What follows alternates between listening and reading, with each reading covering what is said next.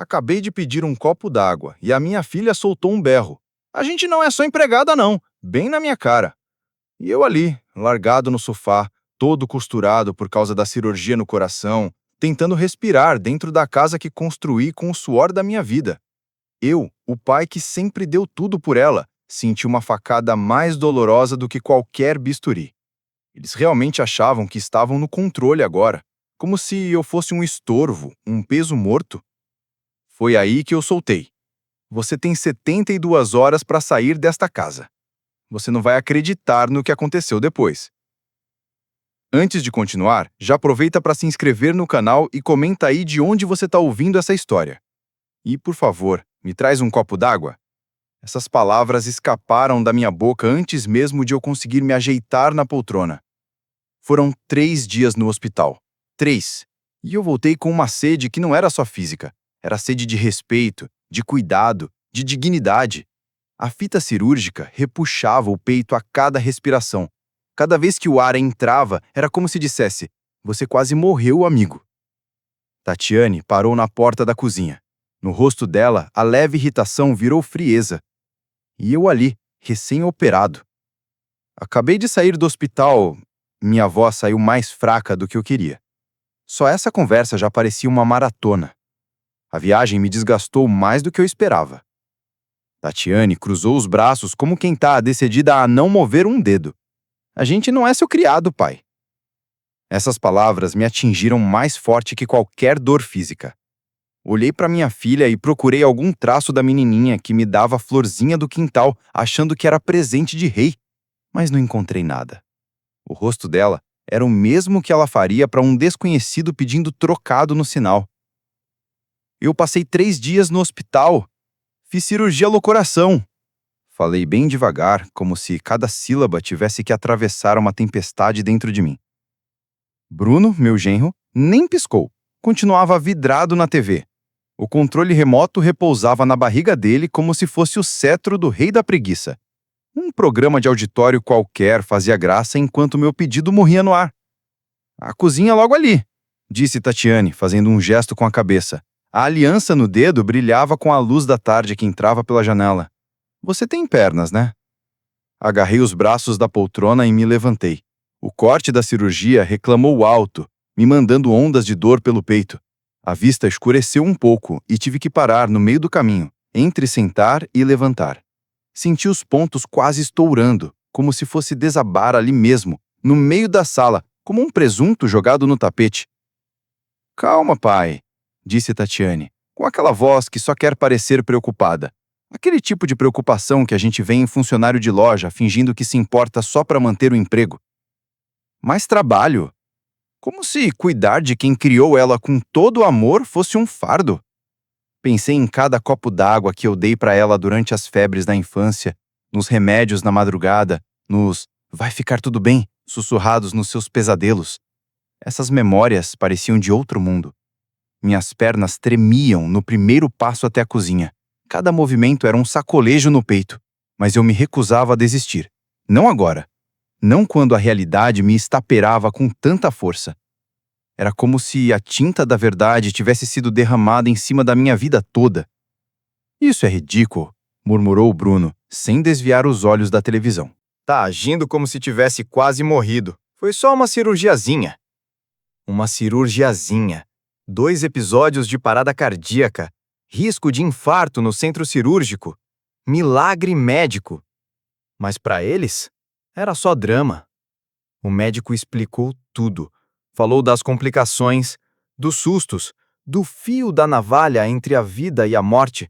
Mas nada daquilo parecia ter entrado no ouvido dos dois que mais deveriam se importar. A cozinha, que sempre foi a 2 passos da sala, parecia estar no Acre.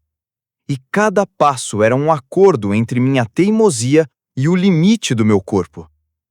Atrás de mim, ouvi o suspiro de Tatiane. Aquele suspiro que ela dava quando o Wi-Fi caía ou tinha fila no caixa do mercado. "Daqui a pouco ele vai querer que a gente cozinhe para ele também", murmurou ela pro Bruno.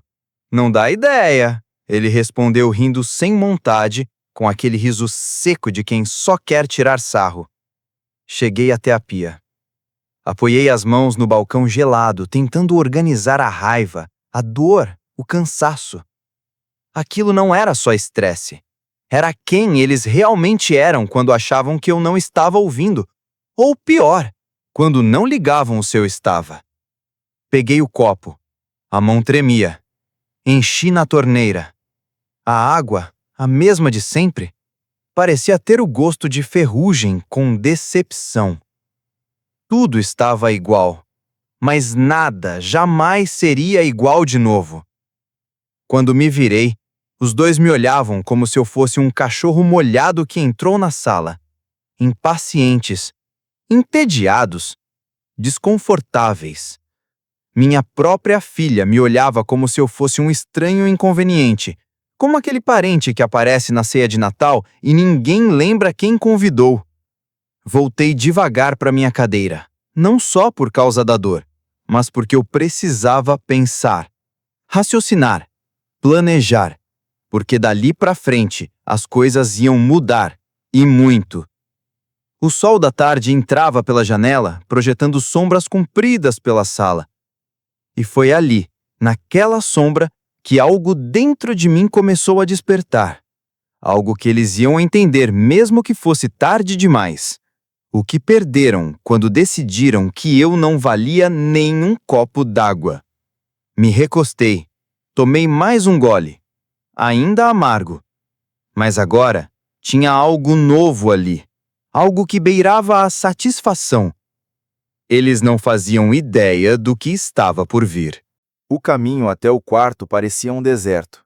Cada passo fazia meu peito doer, como se a recuperação física tivesse que competir com a implosão emocional. As fotos de família nas paredes me olhavam de volta, mas seus rostos pareciam desconhecidos. Fechei a porta atrás de mim. Me escurei nela. Aquele quarto já foi meu refúgio. Ali, Helena e eu sonhamos juntos, fizemos planos. Agora, era só o esconderijo de um homem traído pelos próprios. A cama me acolheu como uma velha amiga. Me deitei com cuidado. A dor cutucava, lembrando do corte recente. Mas as feridas mais fundas não estavam no corpo, estavam no coração. As palavras da Tatiane ecoavam. A gente não é seu servo. A mesma filha para quem paguei faculdade sem pestanejar, para quem banquei o casamento com quase 50 mil reais, para quem paguei prestação de carro quando o Bruno ficou desempregado. E agora ela me tratava como um fardo. A memória tem um jeito cruel de reaparecer justo quando a gente queria esquecer. 5 anos atrás, no velório da Helena, sentei nesse mesmo quarto e tomei uma das decisões mais importantes da minha vida. O dinheiro do seguro era bom. Dava para eu comprar algo menor para mim e ainda ajudar a Tatiane a começar a vida de casada. Lembro de assinar os papéis na imobiliária, mãos tremendo. A casa era o meu presente para eles.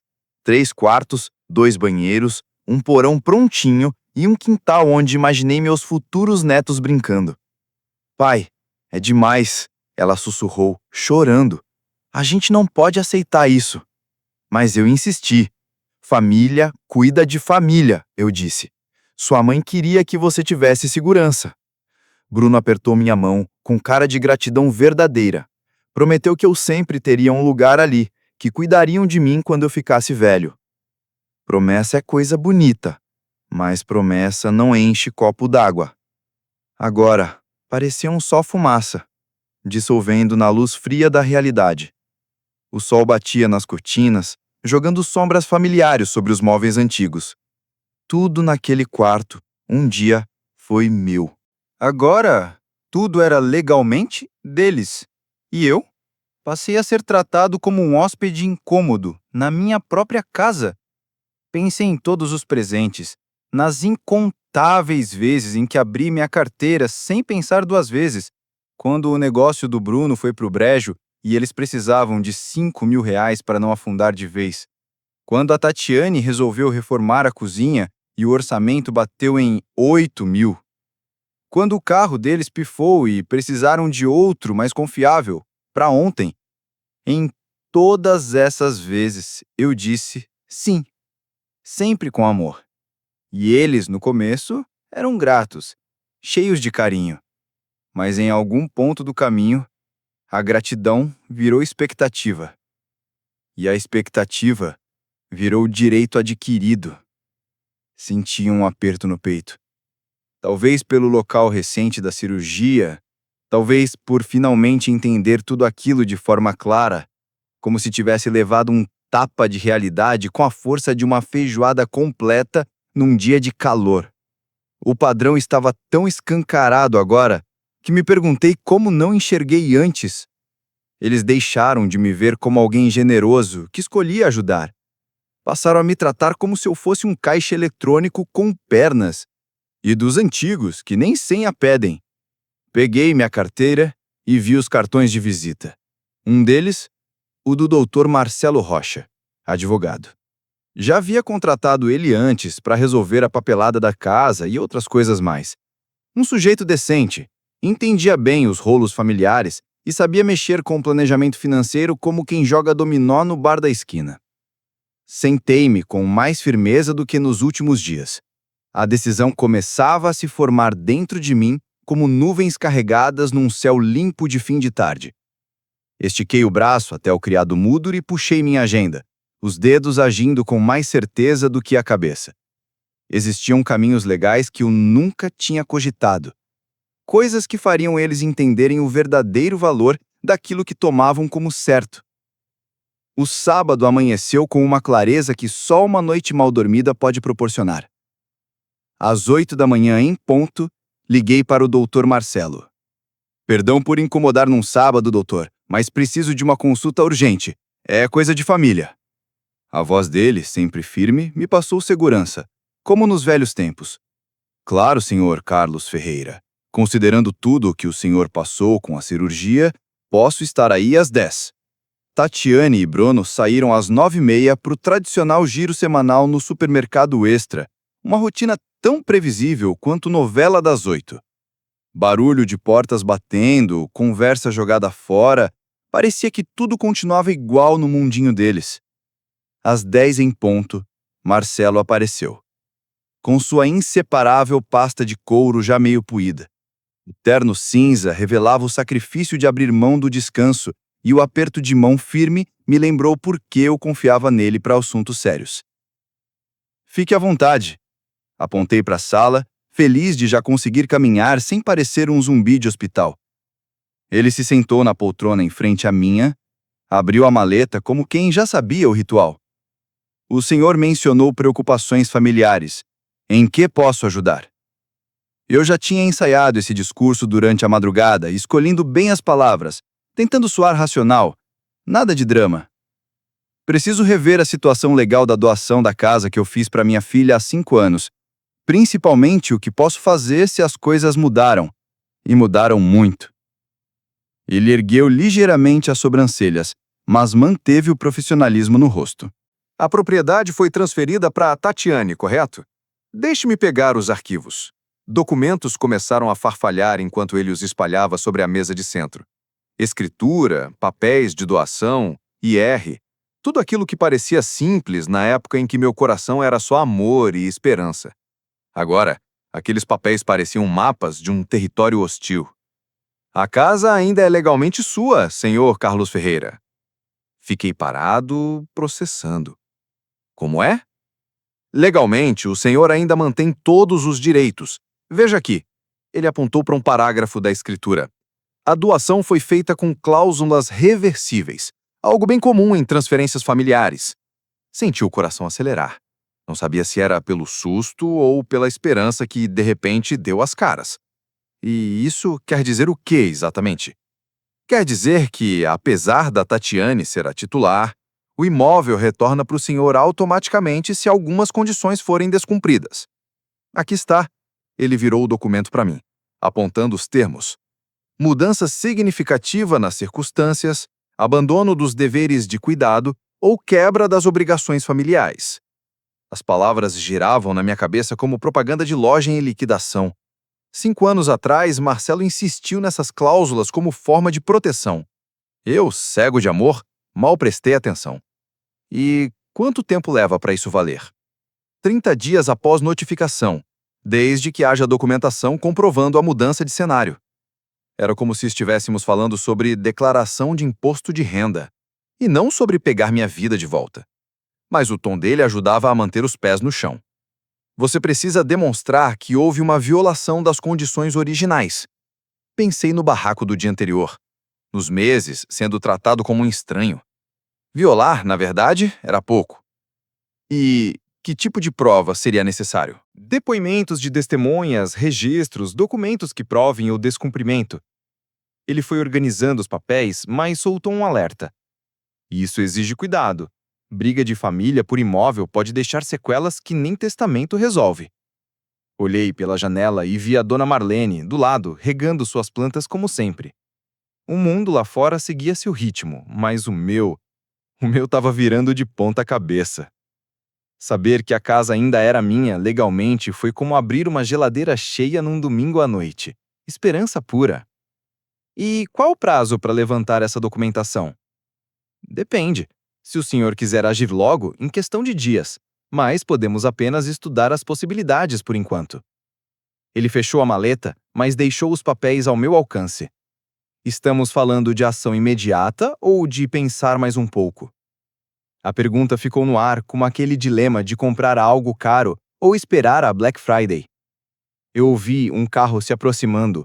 Provavelmente não eram Tatiane e Bruno ainda, mas serviu de lembrete. Meu tempo para planejar era limitado. Acho que... falei com cautela. Preciso testar se a situação tem salvação antes de tomar qualquer medida drástica. Marcelo assentiu, experiente. Parece sensato. Podemos pensar juntos num tipo de teste. A noite caiu trazendo sons de sempre. Portas batendo, sacolas farfalhando. Me posicionei perto da pia da cozinha, tentando parecer natural quando eles entrassem. A tarde foi dedicada a digerir as informações do advogado. Agora era a hora de colocar meu plano em prática. Tatiane entrou primeiro, braços cheios de sacolas do Carrefour. Seus óculos escuros de marca refletiam a luz do corredor.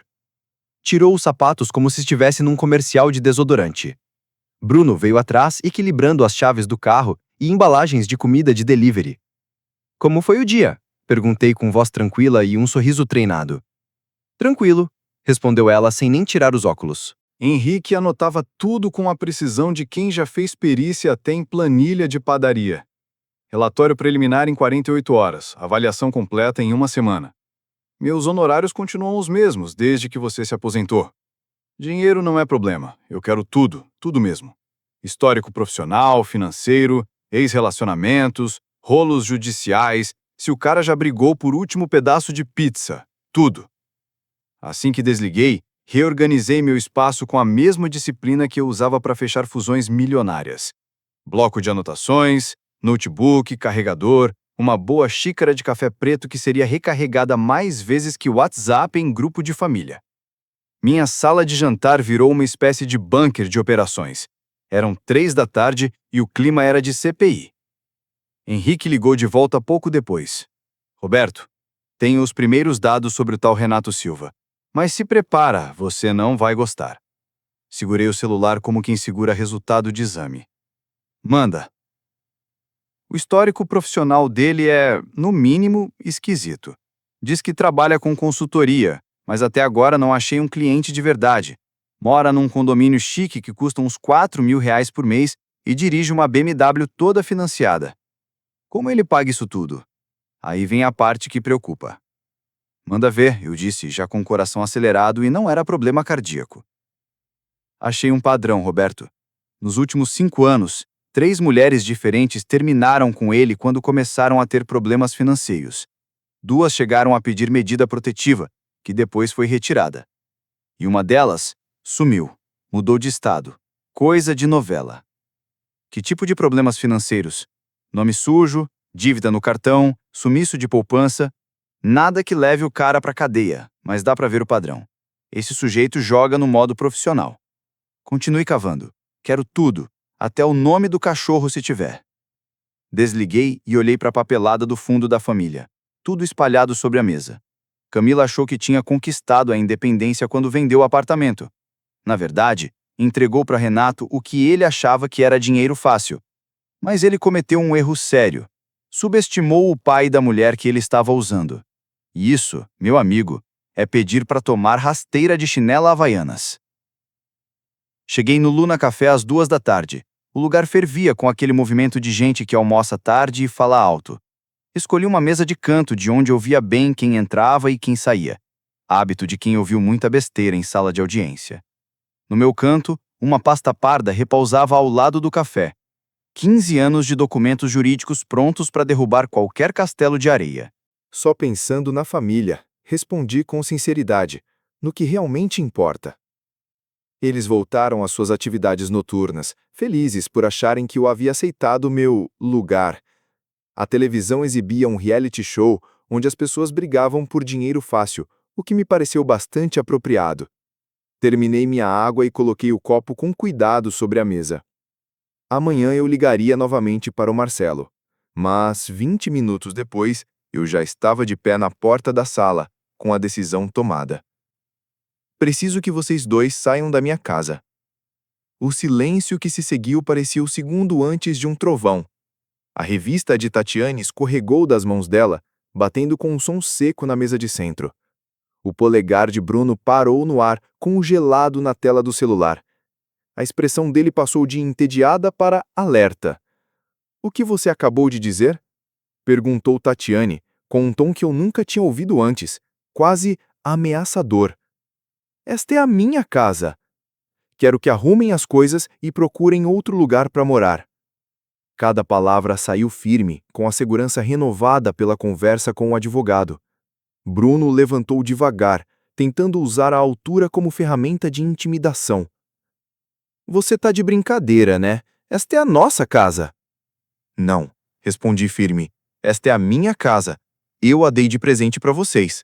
Mas esse presente veio com condições. E vocês quebraram essas condições." Tatiane pulou da cadeira, o rosto vermelho de raiva e de algo muito próximo do pânico. "Você não pode simplesmente nos expulsar. A gente mora aqui. A gente tem direitos." "Na verdade, não tem. Falei com o meu advogado hoje de manhã. A escritura tem cláusulas de reversão. Se vocês deixarem de cumprir a parte de vocês no acordo, ou seja, me oferecerem cuidado e respeito, a casa volta legalmente para o meu nome." A cor sumiu do rosto da Tatiane. Ela estava finalmente percebendo o tamanho da encrenca. Sem mais moradia gratuita, sem mais rede de segurança, sem mais tomar tudo como garantido enquanto me tratam como um incômodo. "Você tá blefando", disse Bruno se aproximando com ares de valentão. "Você tá nervoso por ontem. Isso tudo é para assustar a gente." "Não estou blefando. Vocês têm 30 dias para se organizar." A risada de Bruno foi seca, forçada, sem um pingo de humor. 30 dias? Você acha que a gente vai morar onde? Você faz ideia de quanto tá o aluguel hoje em dia? Isso não é mais problema meu. Continuei de pé, mesmo com a cicatriz cirúrgica começando a doer de novo por causa da tensão. Ontem e hoje vocês deixaram claro que cuidar de mim é um fardo. Então, estou aliviando esse peso da vida de vocês. Tatiane se meteu entre nós, com a voz embargada de desespero. "Pai, por favor, a gente pode resolver isso. Ontem foi um dia ruim, só isso. A gente muda." "É tarde demais para essa conversa." "Você não vai a lugar nenhum", gritou Bruno, se colocando na frente da porta. "Isso é loucura. Você não pode chegar aqui dando ordem como se fosse dono de tudo." "Mas eu sou o dono." A frase pairou no ar, pesada. Eu vi o choque nos olhos deles se transformar em algo mais sombrio. Claramente, aquilo não fazia parte do roteiro que tinham imaginado. Tatiane agarrou meu braço, os dedos apertando mais do que o necessário. "Você precisa sentar e pensar com calma. Desde a cirurgia você não está batendo bem." Meu pensamento nunca esteve tão claro. Tentei passar por ela, mas Bruno se adiantou e bloqueou meu caminho. "Vai para onde?" "Pro meu quarto, ligar pro advogado." "Não vai não." Bruno enfiou a mão no meu bolso e puxou meu celular antes que eu reagisse. "Você vai se sentar aqui e a gente vai resolver isso como adulto." Meu coração disparou. O peito começou a doer de novo, me lembrando que meu corpo não aguentava aquele nível de estresse. Me devolve o celular. Quando você começar a fazer sentido. Tatiane se posicionou do meu outro lado, e naquele momento percebi com calafrio. Eles estavam coordenando os movimentos. Queriam me cercar, me controlar. Isso é loucura! Vocês não podem... Não podemos o quê? Proteger nossa família de um velho maluco? Não dá para garantir que a gente nunca vá fazer algo do qual se arrependa depois. Enquanto me levavam pelo corredor, os dois mantinham um aperto firme, não exatamente doloroso, mas também nada amistoso. Eu ainda me recuperava da cirurgia no coração e, embora tentasse bancar o forte, estava mais fraco do que gostaria de admitir. Lutar contra os dois ao mesmo tempo estava fora de cogitação. Vocês estão cometendo um erro sério, avisei, enquanto me guiavam até o quarto. O único erro aqui, disse Tatiane abrindo a porta, é você ficar se estressando à toa. Fui conduzido para dentro e Bruno, com aquele ar de quem acha que resolveu o enigma da vida, guardou o meu celular no bolso. Amanhã a gente conversa, quando o senhor estiver mais calmo, disse ela, como quem dá bronca num adolescente. A porta se fechou com um clique seco, seguido do barulho inconfundível da chave girando do lado de fora. 30 minutos depois de testar a maçaneta e analisar a janela, a suspeita se confirmou. Eu estava mesmo trancado. A tranca resistia, e a janela dava para uma queda de mais de 4 metros direto no concreto. Nada amigável, especialmente para quem tem o peito cheio de pontos. Mesmo que o desespero me desse asas, pular dali seria suicídio. Mas a janela oferecia outra possibilidade. Rogério, meu vizinho, estava no quintal, enrolando a mangueira enquanto o céu alaranjado ia dando lugar à noite. Era aquela típica cena de novela das 7. Suburbano, pacato, quase bonito. Conheci o Rogério há uns 3 anos, desde que ele se mudou para a casa ao lado. Sujeito decente, sempre mantinha o jardim arrumado e dava bom dia na caixa do correio. Abri a janela, posicionei-me de modo que ele pudesse me ver. Rogério, me ajuda! Ele levantou a cabeça na hora, procurando a origem da voz. Quando me viu na janela, sua expressão passou de confusa para assustada em segundos.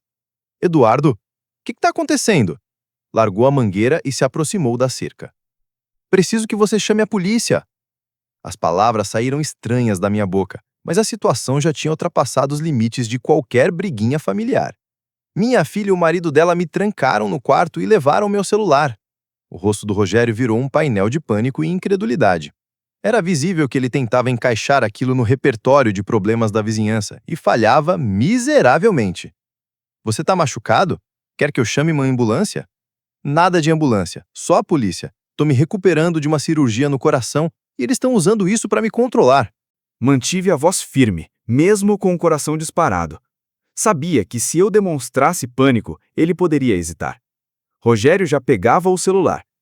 Espera, Eduardo, tô ligando agora mesmo. O alívio me invadiu quando vi que ele começou a discar. Tava funcionando. A ajuda estava a caminho. 190, qual a sua emergência? Ouvi claramente a voz da atendente, graças ao viva voz. Preciso de uma viatura na Rua das Mangueiras, número 4715. É uma situação de confinamento ilegal. Rogério olhou para mim buscando confirmação. Diz que é um idoso trancado contra a vontade depois de cirurgia recente e que há caso de disputa familiar com violação de propriedade. Ele repetiu tudo com detalhes. A atendente fez várias perguntas e Rogério me olhava buscando mais respostas. Eu estava em perigo imediato? Havia quanto tempo? Já encaminhamos uma viatura, anunciou a atendente. Tempo estimado de chegada de 8 a 10 minutos. Rogério encerrou a ligação e me olhou pela janela. Eles estão vindo, Eduardo. Quer que eu fique aqui fora até chegarem? Por favor. E, Rogério, obrigado. Sei que isso é meio surreal. Relaxa, eu tô aqui. Se precisar, a gente chama até o Fantástico. Se os policiais perguntarem, diga que estão tentando me impedir de exercer meus direitos legais sobre a casa. Disputa de propriedade. Rogério assentiu, agora sério. Beleza. Confinamento ilegal, idoso recém-operado, disputa patrimonial. Vai dar tudo certo. Lá no fundo, ouvi um ronco de um carro. Cedo demais para ser a polícia, mas meu coração já acelerava. Talvez o fim desse pesadelo estivesse próximo. Tô vendo um carro da polícia virando a esquina, avisou Rogério animado. Passos corridos ecoaram no corredor. A fechadura girou e Tatiane entrou no quarto com uma expressão tão preocupada que merecia um troféu imprensa. Pai, o senhor tá bem? Parece agitado. A polícia tá aí. Polícia? Mas por que a polícia estaria aqui? Bruno apareceu na sala, com aquela cara de não fui eu. Aconteceu alguma coisa? Antes que eu pudesse responder, a campainha tocou. Tatiane, na maior cara de pau, segurou meu braço com delicadeza, como quem ajuda um velhinho a atravessar a rua. Deixa que eu atendo. Ela abriu a porta revelando 2 policiais, um homem e uma mulher, ambos na casa dos 30, com aquele olhar de quem já viu de tudo. Boa noite, sou o Sargento Almeida, e essa é a soldado Priscila. Recebemos uma denúncia de conflito familiar. Deve ser algum engano, disse Tatiane, com a voz fingindo inocência. Estamos só cuidando do meu pai, que acabou de passar por uma cirurgia cardíaca. Dei um passo à frente. Fui eu que pedi ajuda através do meu vizinho. Minha filha e o marido dela me trancaram no quarto e pegaram meu celular. A soldado Priscila observou cada um de nós com atenção. Senhor, pode nos contar exatamente o que aconteceu? Eles me forçaram a entrar no quarto e trancaram a porta por fora. Isso depois que pedi para saírem da minha casa. Falei com firmeza. Tatiane levou a mão ao peito como se eu tivesse dito que ela roubou o cachorro da vizinha. Pai, não foi nada disso. O senhor estava tonto e confuso. A gente só ajudou o senhor a ir para o quarto. A porta nem estava trancada. O senhor só não conseguiu girar a maçaneta. A porta estava trancada sim, insisti. Bruno se aproximou, tentando me desmentir com jeitinho. O senhor Eduardo tem andado um pouco confuso desde a cirurgia.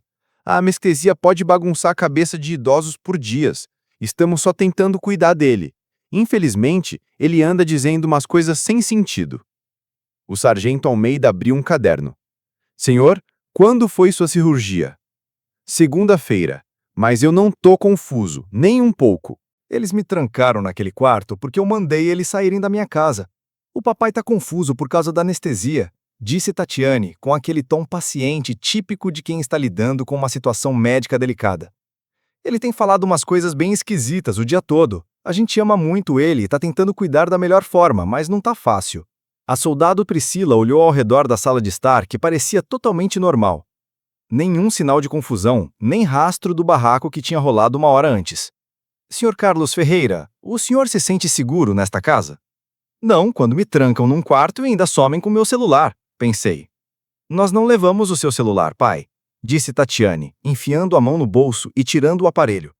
O senhor deixou em cima do balcão da cozinha. Estava carregando. A gente só pegou para levar para o senhor. A facilidade com que ela disse aquilo me deixou de queixo caído. E pior, ela entregou o telefone para o sargento Almeida, que deu uma olhada rápida antes de me devolver. Sr. Ferreira, o senhor tem tomado algum remédio para dor desde a cirurgia? Alguns, sim, mas não estou confuso nem delirando. Respondi, tentando manter a calma enquanto a frustração crescia. Dava para ver nos olhos dele que não estava levando nada do que eu dizia a sério. Senhora, seu pai tem demonstrado algum outro sinal de confusão ou desorientação? Perguntou o sargento. Tatiane fez que sim, com expressão abatida. Ele insiste que essa casa é dele e que quer que a gente vá embora. Mas a gente mora aqui, estamos cuidando dele. Hoje à tarde, ele pediu um copo d'água e ficou irritado quando sugeri que ele mesmo pegasse, porque eu acabei de fazer uma cirurgia no coração. A gente sabe, pai. Mas o médico disse que atividades leves ajudam na recuperação. Só estamos tentando seguir as orientações. A soldado Priscila anotava tudo só observando a cena. Senhor Ferreira, o senhor se lembra do que disse ao seu vizinho hoje à noite? Claro que lembro. Eu disse que me trancaram no quarto. Ele ficou confuso com a maçaneta da porta, explicou Tatiane. Às vezes ela emperra, especialmente para quem ainda está se recuperando. Os 2 policiais trocaram um olhar cúmplice. Um daqueles olhares que dizem tudo sem dizer nada. Na cabeça deles, eu era só um idoso dopado de remédio, inventando história enquanto os filhinhos cuidadosos só tentavam ajudar. Pessoal, acho que houve um mal-entendido aqui. Típico da recuperação pós-cirúrgica, disse o sargento Almeida, com aquele tom político de quem quer sair logo da enrascada. Senhor Ferreira, se o senhor se sentir em perigo ou precisar de ajuda, Pode nos ligar, mas por hora não há sinais de crime. Ficaram mais uns 10 minutos fazendo perguntas básicas, anotando umas bobagens, mas já estava tudo decidido desde o instante em que Tatiane pegou meu celular e jogou a culpa na anestesia. Quando os policiais saíram, a casa mergulhou num silêncio pesado. Tatiane e Bruno ficaram parados perto da porta da frente. As expressões que antes pareciam de preocupação voltaram à frieza calculista de antes. Aquilo foi uma tremenda burrice, disse Bruno com uma ameaça na voz que nenhum policial ali tinha percebido. Me trancaram de novo, mas dessa vez tiraram tudo: celular, documentos, até o controle da TV. Os próximos 90 minutos no quarto foram tempo suficiente para eu pensar. E pensar muito. A janela, até então só uma abertura qualquer, virou minha única esperança. 4,5 metros de altura. Para uma pessoa saudável, já seria arriscado. Agora, para mim, recém-operado do coração, podia terminar em tragédia. Mas ficar preso na minha própria casa parecia pior. Abri a janela com cuidado e medi a queda. Em vez de concreto, havia um canteiro com terra fofa. Pequena bênção para quem estava se sentindo no fundo do poço. Do quarto de Tatiane e Bruno vinham sons de risadas e TV. Eles tinham voltado à rotina como se nada tivesse acontecido, achando que enganaram todo mundo. E enganaram.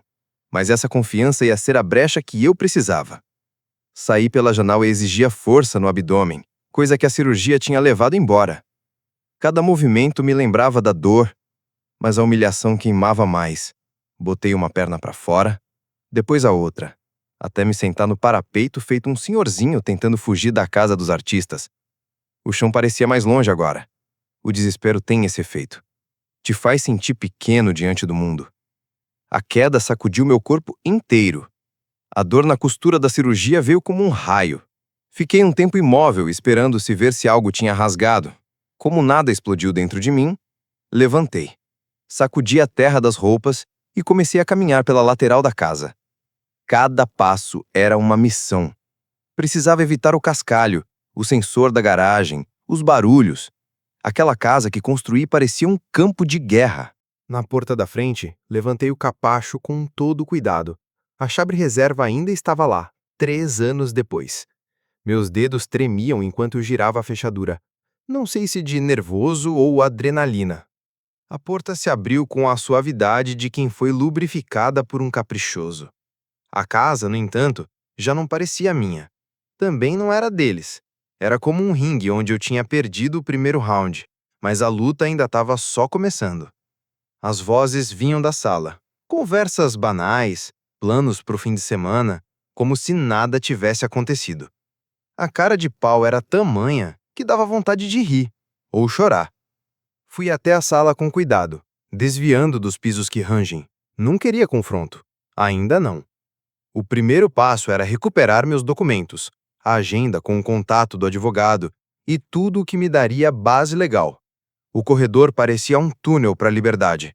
Cada passo me levava de volta ao controle. Na sala estavam as anotações da escritura, o cartão do Dr. Marcelo Rocha e tudo o que eu tinha separado na consulta daquela manhã. Com essas armas e minha mobilidade recém-recuperada, o jogo ia mudar. As regras agora seriam outras. Eles iam descobrir rapidinho o quanto estavam errados. Na manhã seguinte, saí pela janela de novo e fui até o escritório do Dr. Marcelo. Aquele lugar parecia um santuário. Piso de madeira, cheiro de livro, sensação de ordem no meio do meu caos. Ele tinha marcado comigo às 8, mesmo sendo o dia de folga. Um verdadeiro anjo de terno. Meu senhor Ferreira, o senhor parece que não dormiu nada, disse ele, me servindo o café de uma garrafa térmica que trouxe de casa. Me conte o que aconteceu desde ontem. E eu contei, desde o teatro armado pela minha filha e o genro, até a visita da polícia, que virou uma piada trágica. O Dr. Marcelo Rocha me ouviu com atenção, sem me interromper. De vez em quando fazia anotações num bloquinho de papel, com aquela cara séria de quem já viu muito absurdo na vida. Então eles te trancaram no seu próprio quarto e ainda convenceram os policiais de que você estava confuso por causa da cirurgia? O tom dele tinha aquela indignação profissional que, sinceramente, caiu como um abraço, validador até a alma. Exatamente, respondi. Eles são manipuladores experientes. Usaram a minha condição médica como desculpa para me silenciar. Dr. Marcelo se recostou na cadeira, entrelaçando os dedos naquela pose clássica de advogado pensativo, igual juiz de novela das 9. Isso muda tudo. O que antes era uma possibilidade, agora virou prioridade. Ele puxou a pasta da reunião anterior e espalhou os documentos na mesa, como se fosse um general planejando uma ofensiva. A revogação da escritura de doação que discutimos. Não dá mais para adiar. É ação imediata. E dá para fazer isso com que rapidez, considerando tudo o que te contei? Bem rápido. Ele puxou um calhamaço de livro jurídico e abriu numa página marcada. A lei aqui em São Paulo é bem clara quanto a revogar doações em casos de ingratidão. Se os beneficiários tratam o doador com hostilidade, negligência no cuidado pós-cirúrgico e usam a sua condição de saúde para te isolar e tomar decisões no seu lugar, a doação pode ser anulada legalmente. Essas palavras soaram como música. Depois de 2 dias me sentindo um zumbi sem qualquer controle, era bom lembrar que eu ainda tinha escolha. E como funciona esse processo? Perguntei, me inclinando para frente. Dr. Marcelo abriu o notebook e começou a digitar, ágil como se estivesse teclando uma receita de bolo. Primeiro, a gente prepara uma notificação formal de revogação da doação. O documento vai relatar todos os motivos legais, o tratamento hostil, a negligência no cuidado pós-cirúrgico e o uso da sua condição de saúde para te isolar e tomar decisões no seu lugar. E depois? Depois a gente notifica os dois. Eles terão 30 dias para desocupar o imóvel. Se recusarem, entramos com uma ação por posse ilegal. Enquanto ele digitava, abrindo modelos jurídicos e precedentes, eu senti que a balança finalmente começava a se equilibrar. Aquela máquina do direito funcionando com seus prazos, regras e carimbos me deu uma sensação de ordem. Um antídoto para toda a bagunça emocional e manipulação da minha própria filha e do genro. E se eles contestarem? Podem até tentar, mas o ônus da prova é deles. Terão que demonstrar que te trataram com dignidade e que cumpriram as condições do acordo, o que, pelo que você me contou, sinceramente, duvido muito. Ele me lançou aquele sorriso de quem já viu esse tipo de novela antes e sempre termina igual, com despejo e audiência. Considerando tudo, principalmente o rolo com a polícia, é bem provável que eles queiram evitar que o caso chegue ao tribunal. Dr. Marcelo passou a próxima hora redigindo os documentos, me explicando cada trecho com paciência. A linguagem formal do jurídico era como uma armadura. Finalmente eu tinha algo mais sólido do que mágoa para me proteger.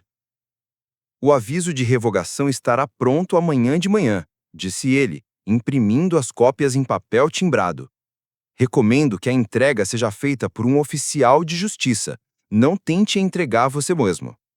E se disserem que eu estou mentalmente incapaz? Isso, na verdade, pode jogar a nosso favor.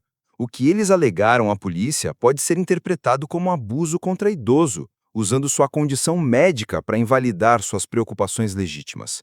Irônico, né? Ele empilhou os papéis, encaixou numa envelope oficial e me entregou com firmeza.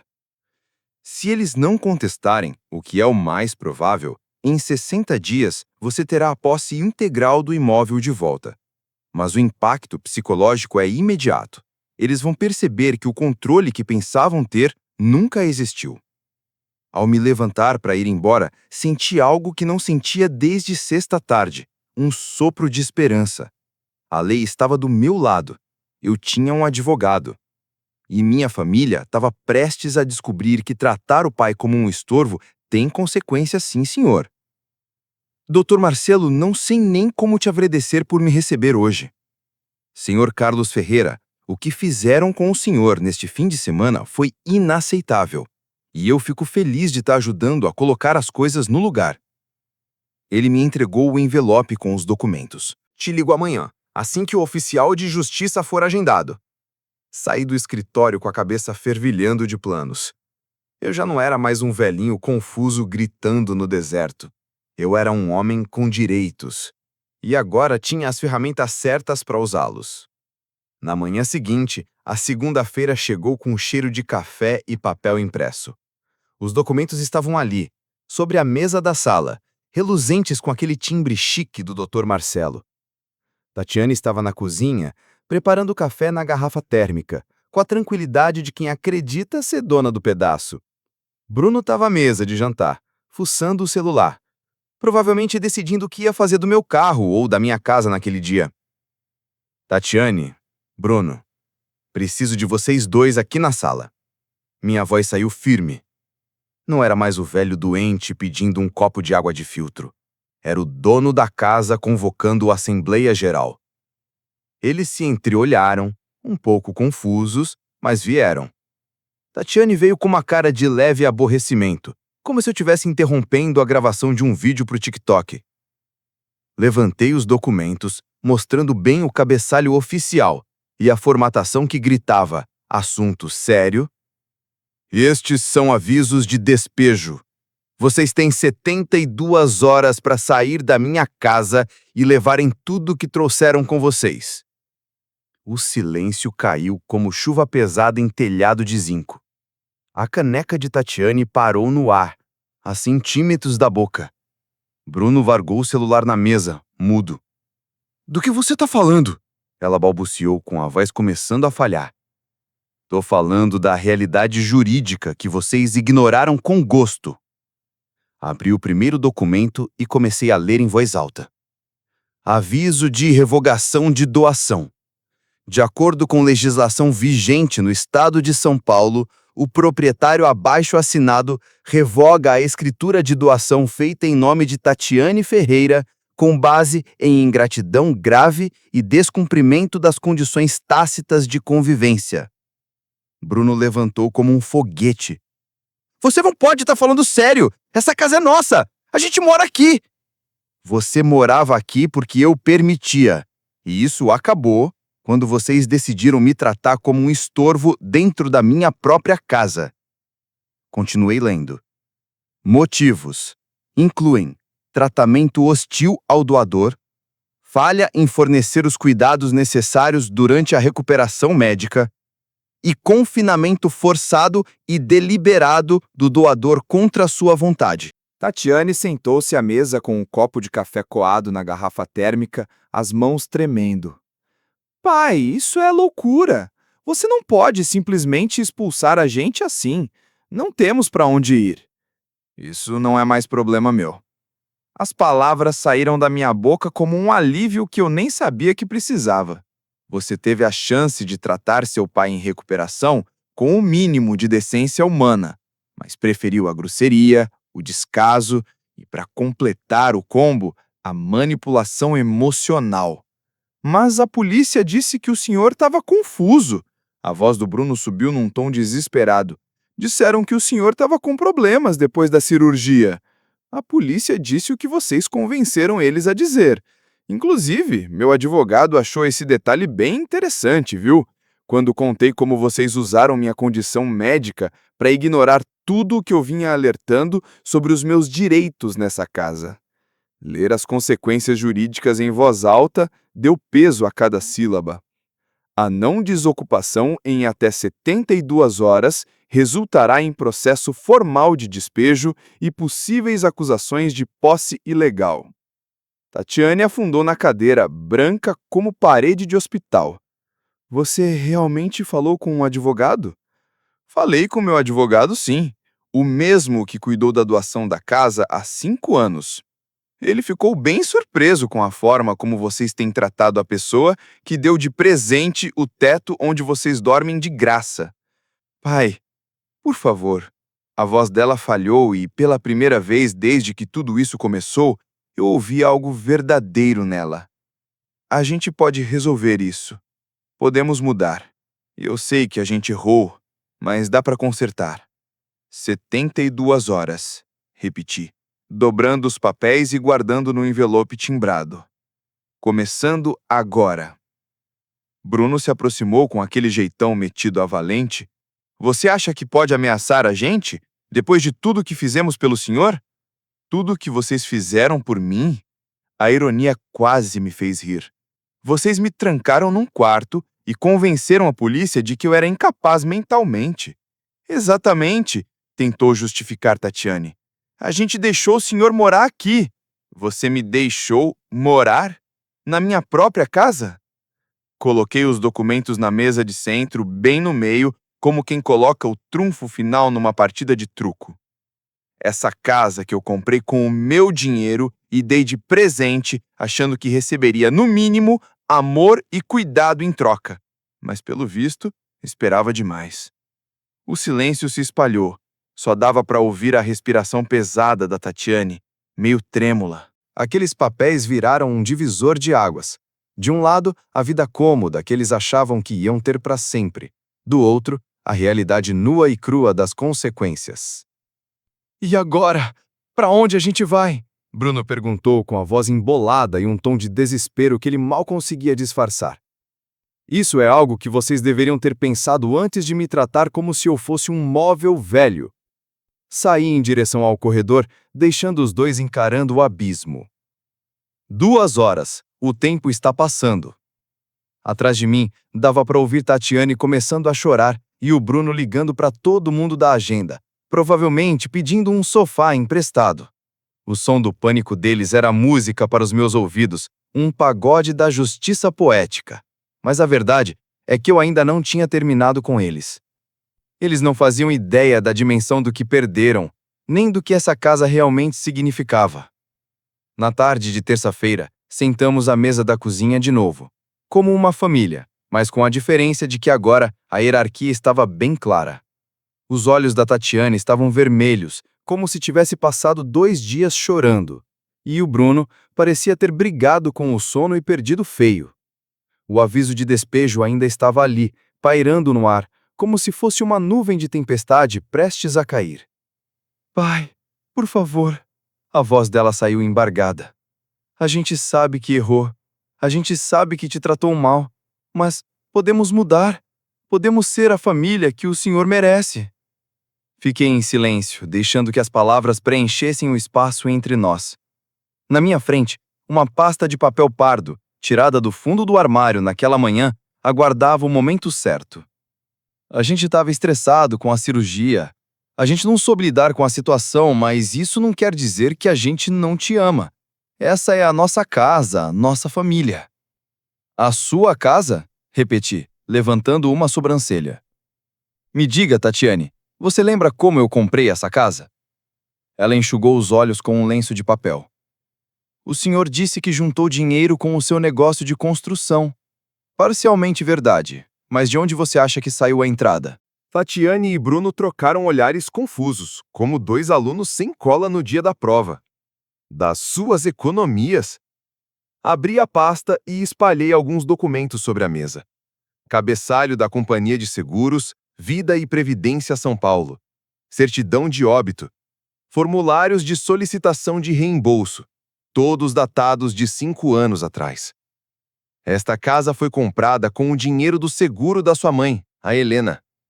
O silêncio caiu como um raio. Tatiane encarava os papéis como se estivessem em outra língua. O rosto dela passou por várias fases. Confusão, negação e, finalmente, aquele horror silencioso que desmonta qualquer um. Sua mãe pagou um seguro por 20 anos, para garantir que, se algo acontecesse, a gente teria onde morar. Apontei para o documento. R$350 mil, pagos 6 meses depois do funeral. As mãos da Tatiane tremiam ao pegar os papéis. Mas você disse que nunca tinha me contado. E não contei mesmo. Não queria que você carregasse a culpa de morar numa casa comprada com a morte da sua mãe. Queria que você visse como um presente de um pai amoroso, não como um lembrete de tragédia. Bruno se inclinou por cima do ombro dela, lendo os papéis.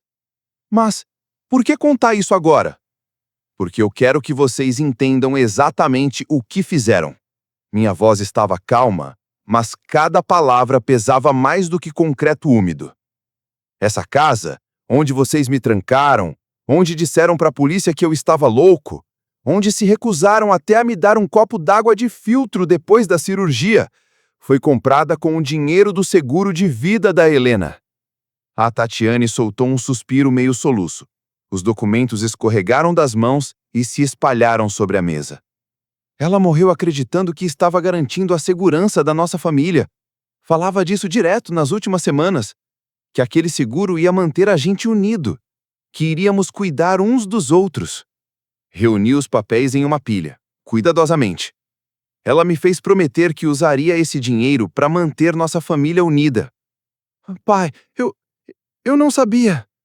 Você não sabia porque eu te protegi dessa informação, assim como sua mãe nos protegeu com aquela apólice.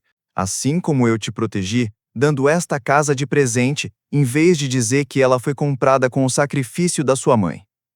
Bruno abraçou Tatiane quando ela começou a chorar de verdade.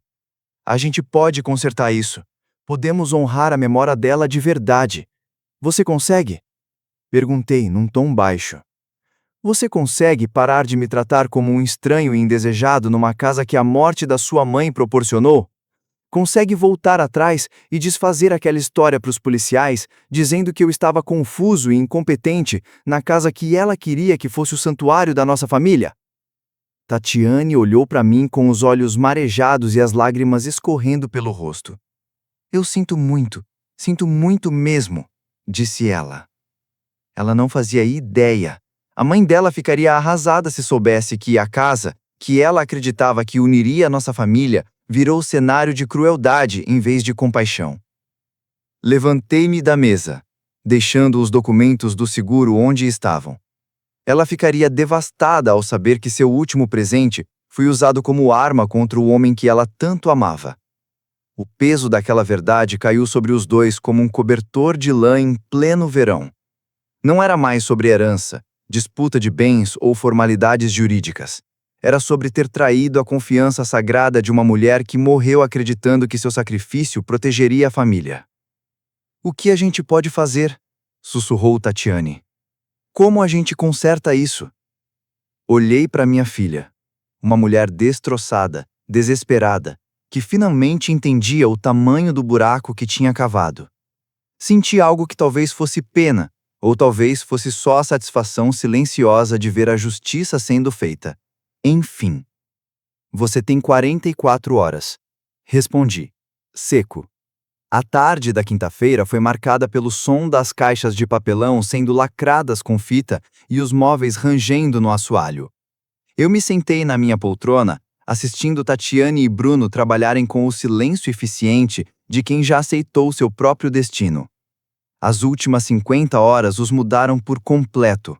Aquela arrogância, a prepotência e a crueldade casual que ditavam nossa convivência desde a minha cirurgia sumiram.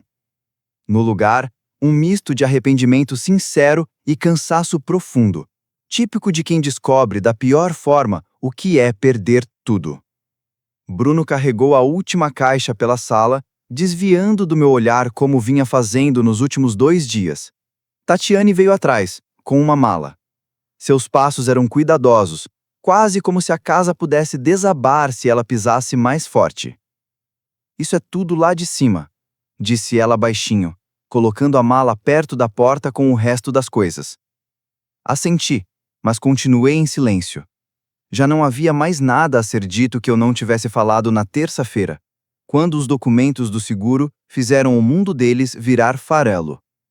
As chaves da casa estavam na mesinha de centro entre nós, ainda presas ao chaveiro que Tatiane tinha comprado quando eu lhe dei a casa, 5 anos atrás. Um pingente de prata com a frase "Lar doce lar", Ironicamente amargo, considerando que esse lar passou longe de ser doce para quem o tornou possível. Pai, disse ela, aproximando-se da minha cadeira com passos vacilantes, como quem não sabe se tem o direito de falar. Eu preciso que o senhor saiba que eu entendi o que a gente fez, o que eu fiz. Olhei para ela. Minha filha, que passou 72 horas tentando lidar com o fato de ter sido cruel com o próprio pai, na casa que a mãe dela batalhou para deixar como herança de segurança. Eu sei que sim, respondi. Bruno apareceu na porta com a chave do carro na mão. Tudo carregado, A gente está pronto para ir. Tatiane pegou as chaves da casa na mesa e segurou por um instante, como se pesassem mais do que o normal, como se não fosse só metal e plástico, mas culpa, vergonha e arrependimento. Quando me entregou, seus dedos tremiam levemente. São suas, sussurrou. As chaves estavam quentes na minha mão. Talvez pelo toque dela, ou talvez pelo peso simbólico do que aquilo representava. Sempre foram minhas. Ela assentiu, entendendo sem que eu precisasse dizer. A casa era minha, legalmente, moralmente e emocionalmente. Ela apenas foi autorizada a morar ali por causa da minha generosidade, e respondeu a isso com ingratidão e desprezo. Me desculpa, mãe, disse ela a voz embargada. Desculpa por a gente ter desonrado sua memória na casa que você deixou pra gente. Sua mãe gostaria que você me tratasse com amor e respeito. Ela ficaria destruída vendo a escolha que você fez. Bruno deu um passo à frente e estendeu a mão. Senhor Carlos Ferreira, eu quero que o senhor saiba que assumo total responsabilidade pela minha parte nisso.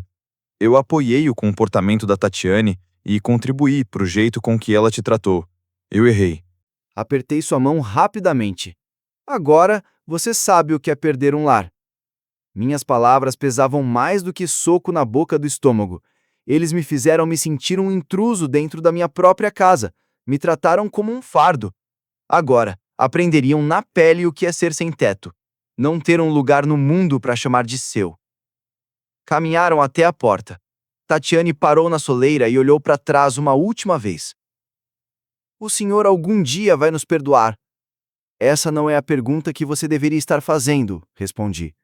A pergunta é: você vai lembrar dessa lição o suficiente para tratar a próxima pessoa com a gentileza que deveria ter tido comigo? A porta se fechou atrás deles com o clique suave de uma decisão que não tem volta. Pela janela, vi os dois colocarem os últimos pertences no carro e partirem da casa que nunca mais seria deles.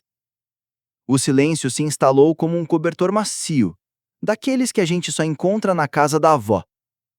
Pela primeira vez em quase uma semana, eu estava sozinho, de verdade, na minha casa.